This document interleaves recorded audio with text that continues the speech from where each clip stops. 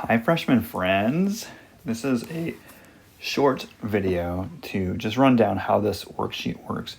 First of all, this is a super good picture that you probably want to copy down somewhere.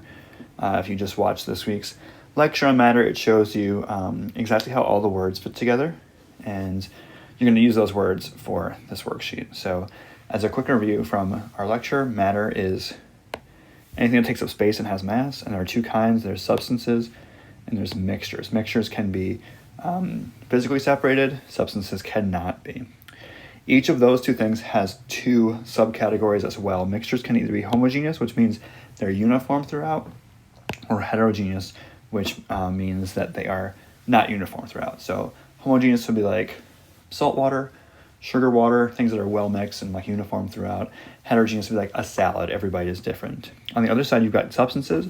You've got elements, which are one type of atom from an element on the periodic table, and then you've got compounds, which are two or more atoms chemically combined. For this worksheet, all you have to do is determine whether or not something is a substance or a mixture, and then which of the two subcategories it would go under. So for example, in number one, chlorine, how do you know if it's a substance or a mixture? Well, if it's a pure substance, it's going to have a formula, and there's a formula for chlorine. It's Cl. It's in the periodic table, okay?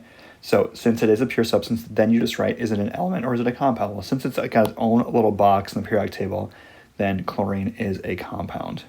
Or sorry, an element. Okay, and that's it.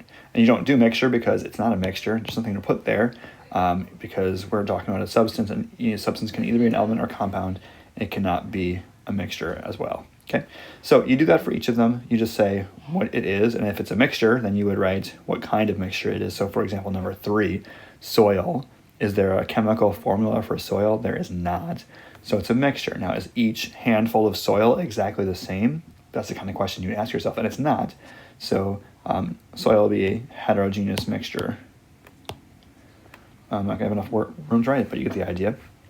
And you wouldn't write anything for substance because soil is not a substance, it's a mixture.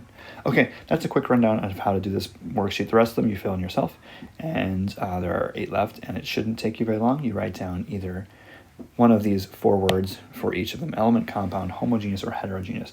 Okay, this has been fun. We'll see you soon. Bye.